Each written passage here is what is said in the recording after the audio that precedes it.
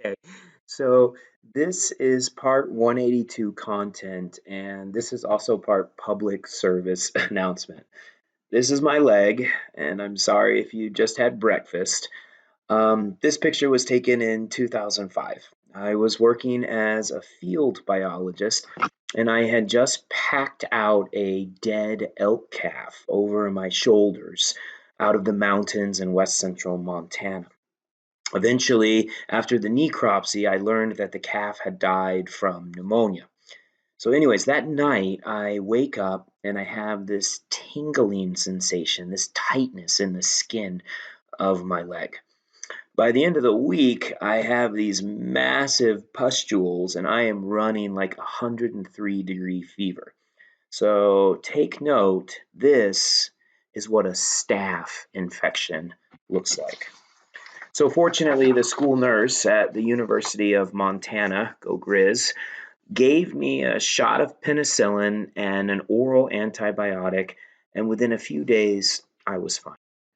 So obviously, the big lesson from spring 2020 here in the midst of the global coronavirus pandemic is that viruses and bacteria can evolve very, very quickly.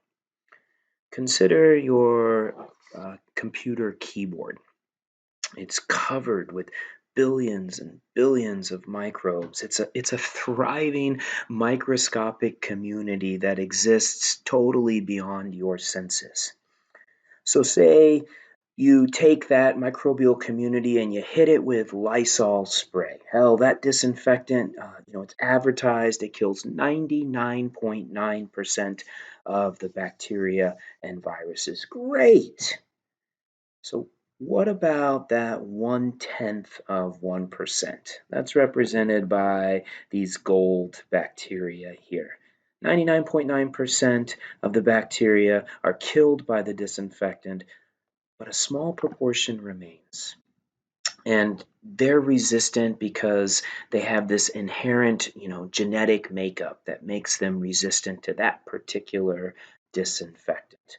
Well, now the whole keyboard is theirs. All of those resources are theirs to exploit. And remember, an E. coli bacteria divides about every 20 minutes under optimal conditions.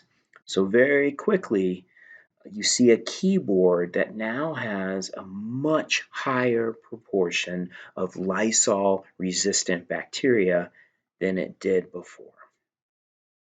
So you couple humanity's use of disinfectants every day along with the rampant misuse of antibiotics.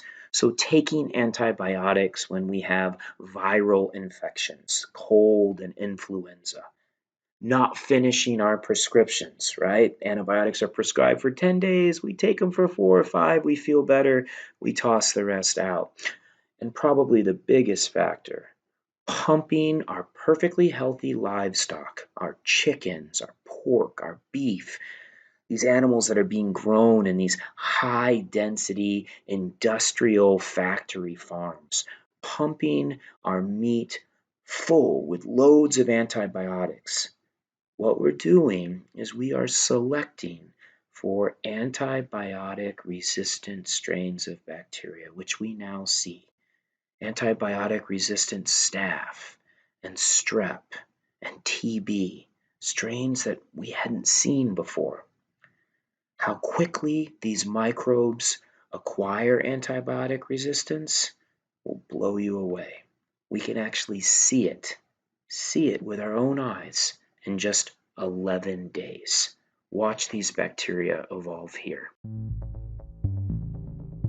So what we ended up building was basically a petri dish, except that it's 2 feet by 4 feet. And the way we set it up is that there are 9 bands, and at the base of each of these bands, we put a normal petri dish thick agar with different amounts of antibiotic. On the outside, there's no antibiotic. Just in from that, there's barely more than the E. coli can survive. Inside of that, there's 10 times as much, 100 times, and then finally the middle band has 1,000 times as much antibiotic. And then across the top of it, pour some thin agar that bacteria can move around in. The background is black because there's ink in it, and the bacteria appear as white. First, you see they spread in the area where there's no antibiotic, up until the point they can no longer survive. Then a mutant appears on the right. It's resistant to the antibiotic, it spreads, until it starts to compete with other mutants around it. When these mutants hit the next boundary, they too have to pause and develop new mutations to make it into 10 times as much antibiotic. And then you see the different mutants repeat this at 100.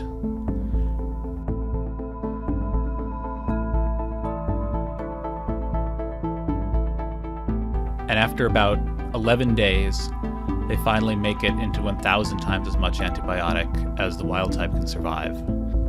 And so we can see by this process of accumulating successive mutations that bacteria, which are normally sensitive to an antibiotic, can evolve resistance to extremely high concentrations in